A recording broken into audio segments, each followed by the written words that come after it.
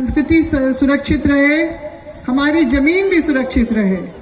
आज के समय में बहुत जरूरी है कि हम लोग अपनी जमीन, चाहे वो कायमी रहती जमीन हो या हमारी धार्मिक, पारंपरिक, सामाजिक व्यवस्था की जमीन हो, इसको बचाए रखना बहुत जरूरी है।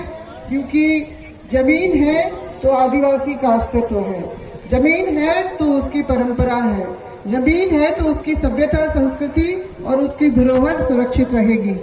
तो हम लोगों को सबको आज के इस अवसर पे ये संकल्प लेना है, जो प्रकृति का पर्व है सरहुल।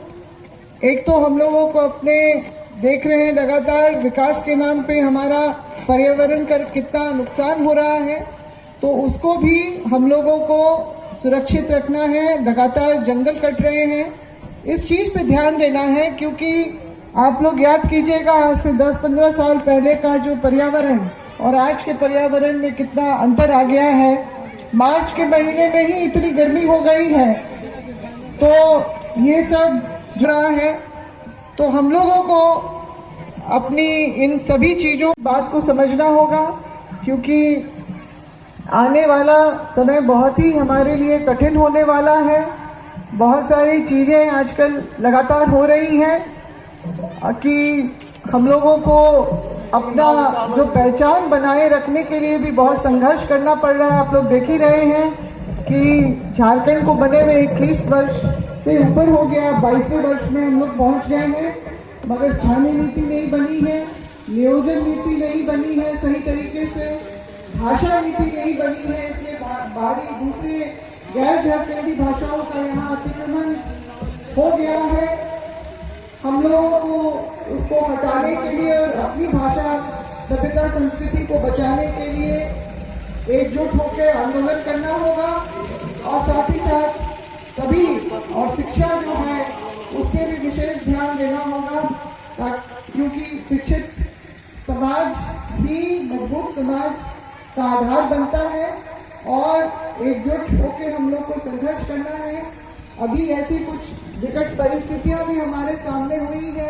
अगर आप लोगों ने YouTube के माध्यम से देखा होगा तो रांची में तीनों के में घुंघरू मौजा है, जिसमें आस्था के स्तर पे, मतलब वो बकास भुआरी पहनाई जमीन में अतिक्रमण पूरा हो चुका था। 3 एकड़ 53 डिसमिल से मात्र 8 डिसमिल से भी कम जो जमीन आस्था की जो जगह हमारी लिए थी सर्व समाज के लिए, उसमें भी हाई कोर्ट के द्वारा आदेश हुआ है कि दीवार तोड़ के, उस जगह की दीवार तोड़कर जो है एक गैर आदिवासी महिला, जो बाहरी महिला है, उसके लिए रास्ता बनाया जाए।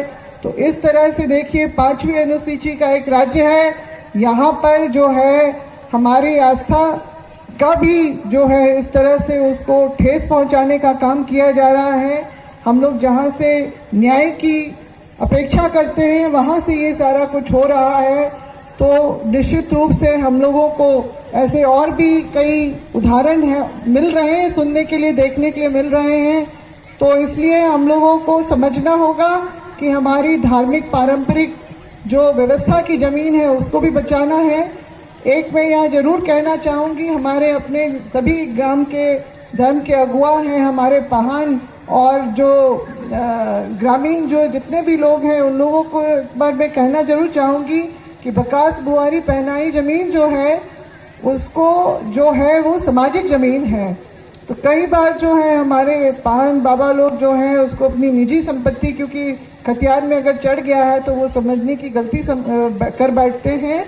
तो ऐसा नहीं होना चाहिए, क्योंकि ऐसी हमारी सामाजिक व्यवस्था की जमीन को भी अगर हम लोग गवा देंगे तो आगे हम लोगों को अपनी परंपरा, संस्कृति निभाने के लिए भी जगह नहीं बचेगी।